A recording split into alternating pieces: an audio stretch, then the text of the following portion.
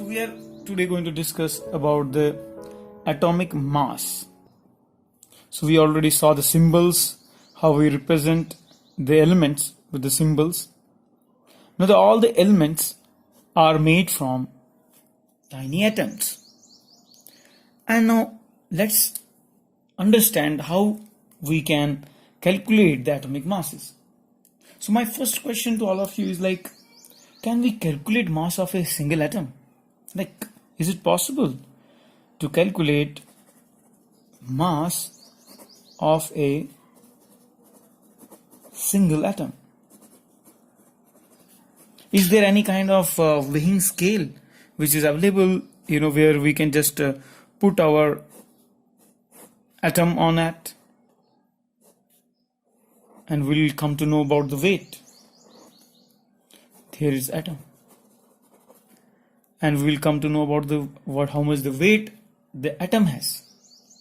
Obviously, no, we don't have such kind of weighing scale where we can measure weight of atom. Like we measure our weight, how we just go on the weighing balance and it shows our readings. But atom is such a tiny particle, as we have seen that it's impossible to see atom with our naked eyes. And we have seen how 48 atoms of an iron on a copper sheet, we have seen how it looks like. So it's you can't see atom with your naked eye. So what to speak of calculating its mass by using some weighing scale? It's not possible. But let's take one example. For example, you have object A, and its mass. Its mass is 12 kg. And then there is object B. और आपको इसका mass नहीं मालूम है. You don't know mass of object B. So how you will calculate the mass of B? There's a very simple method to calculate mass of B. हम क्या कर सकते हैं? हम क्या करेंगे? हम जो 12 kg, obviously it will weigh more than B because it is a smaller. We are assuming it's a smaller in size. So what we'll do, we'll take this element A. First, we will cut it into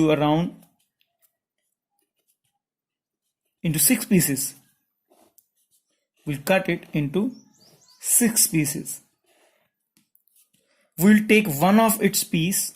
We'll take any one of its piece, and then what we'll do, we'll take it on a weighing scale. We'll take it on a weighing scale, and then we'll use our weighing scale. We'll put this part here, small part here, which we have cut. This is the 6th part. And we'll put this particle here, or this item here, B. And this is the 1/6 part of A. This is the 1/6 part of A. Then we'll see, it's still weighing more. This is a little heavier than A. Then what we can again start subdividing this. Now this time we have divided into 6. Now we will divide it into 12 parts. So we'll keep dividing.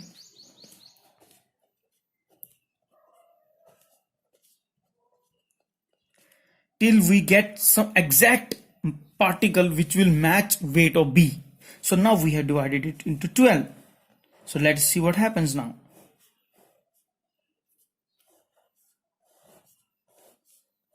तो मैंने बेटा इसको 12वें हिस्से में divide कर दिया अभी. तो अभी मैं इसका 12वां हिस्सा उठा के वापस एक वेइंग स्केल पे लेके जाता हूं और वापस मेजर करता हूं. और अभी जब मैं मेजर करता हूं बेटा, मैं देखता हूं कि ये दोनों का मास क्या आ गया, इक्वल आ गया. और ये क्या है, अभी ये 1/12 ऑफ ए है, ऑब्जेक्ट ए मैंने लिया है. तो बेसिकली जब मुझे ये मास मिला, ये 12 kg का था और ये 6 पार्ट में डिवाइड किया, तो हर पार्ट कितने kg का हो गया, ये 2 kg का हो गया. और लेकिन मैंने अगर इसको 12 पार्ट में डिवाइड किया, मतलब हर एक पार्ट किसके बराबर हो गया, 1 kg के बराबर हो गया. तो मतलब जो मेरा बी है, ऑब्जेक्ट बी है, ये भी 1 kg के बराबर आया कि नहीं आया? समझ रहे हैं आप? तो ये कैसा मेथड मैंने लगाया, इसको डिवाइड किया 6 में, फिर 12 में डिवाइड किया, 12 में डिवाइड किया तो देखा मैंने, अरे हाँ 1/12 जो 1 kg है वो बराबर है मेरे बी के. मतलब मेरा जो बी है इसका वेट कितना मिला मुझे, 1 kg मिला। कर सकते हैं हम ना ऐसे कैलकुलेट। तो बेटा वैसे ही अभी ये जो कैलकुलेशन है इसको मैं कैसे लिख सकता हूं, मैं ऐसे भी लिख सकता हूं कि मास ऑफ ऑब्जेक्ट बी कितना है, इज 1/12 दैट ऑफ ऑब्जेक्ट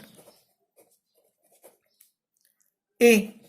तो मैं ऐसा भी लिख सकता हूं ये स्टेटमेंट, क्या कुछ इसमें गलत है? मास ऑफ ऑब्जेक्ट बी किसके बराबर है, 1/12 दैट ऑफ ऑब्जेक्ट ए, बराबर है। और ऑब्वियसली वो मुझे पता लगता है कैसे, वो 1 kg है।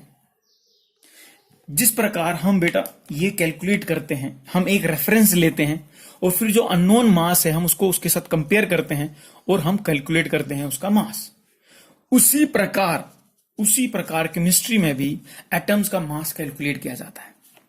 आज जो मॉडर्न केमिस्ट्री जो चल रही है उसमें हम बेटा क्या करते हैं, एक्चुअली उसमें हम C12 क्या लेते हैं, C12 लेते हैं एज ए रेफरेंस। C12 क्या है, ये एक आइसोटोप है कार्बन का। अभी आइसोटोप मतलब क्या, अभी आप बोलेंगे सर ये तो नया टर्म आपने कुछ इंट्रोड्यूस कर दिया। बेटा आइसोटोप कुछ नया टर्म नहीं है। आइसोटोप वो चीज है, आइसोटोप आर द एटम्स जिनका जो एक सेम एलिमेंट के ही रहते हैं। जैसे जो आइसोटोप का अगर आप डिफिनेशन देखेंगे, हमारा जो आइसोटोप्स किसको बोलते हैं,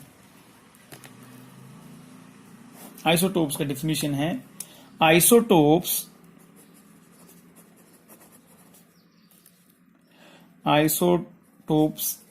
are the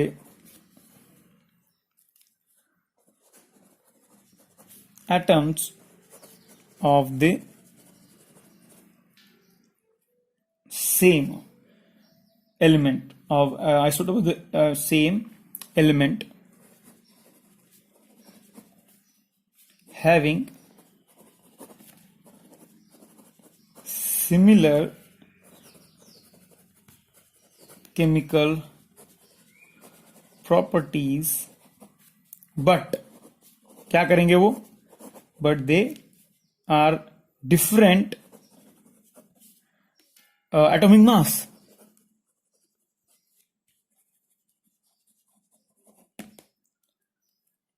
तो हमने जो रेफरेंस अभी लिया, जैसे हमने इधर यहां पे बेटा ये एक रेफरेंस लिया था और हम अननोन का मास निकाल रहे थे, वैसे ही बेटा हम अभी रेफरेंस जो मॉडर्न अपना पीरियोडिक टेबल है, हम C12 को एज ए रेफरेंस लेते हैं और बाकी एटम्स का हम मास कैलकुलेट करते हैं। ये क्या है C12, ये आइसोटोप है किसका, कार्बन का। ये किसका आइसोटोप है बेटा, ये कार्बन का आइसोटोप है, ये कार्बन आइसोटोप है।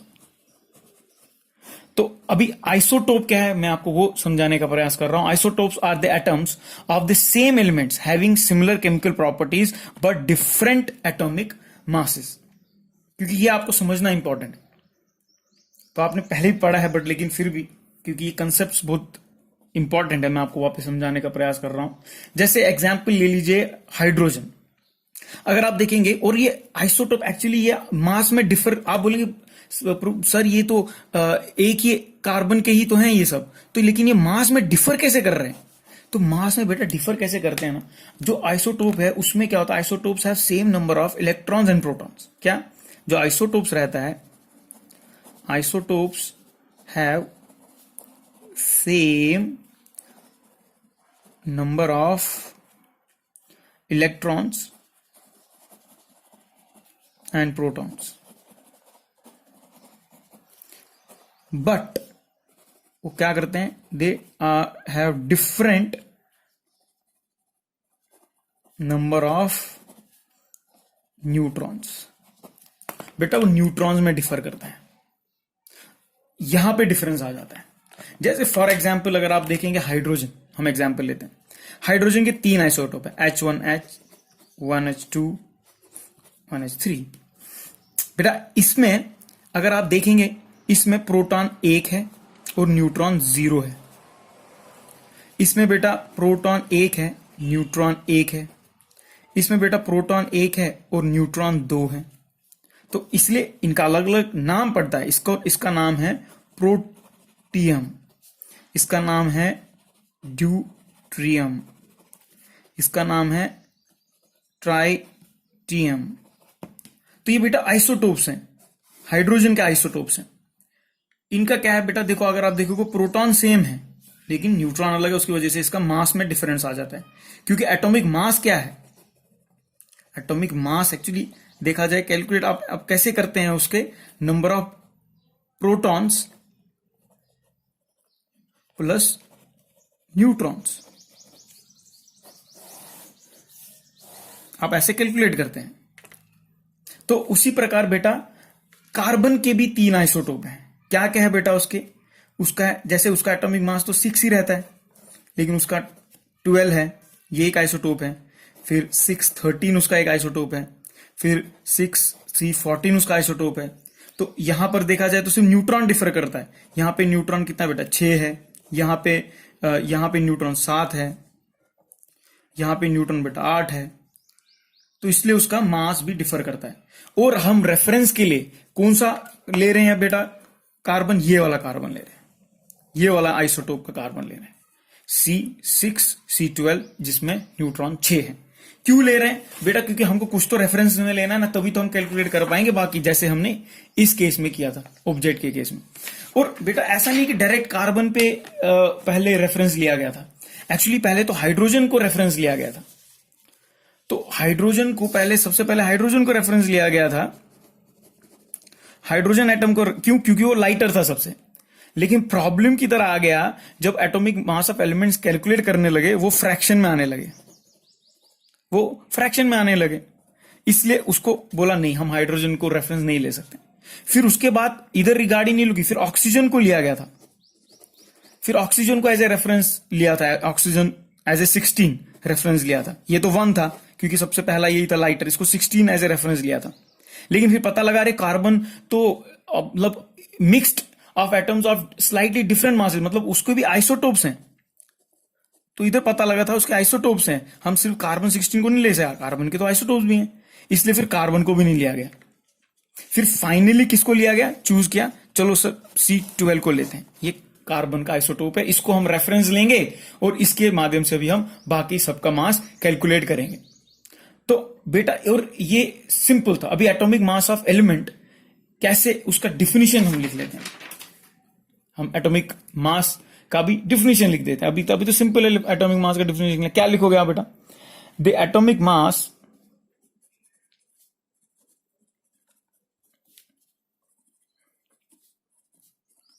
Of an element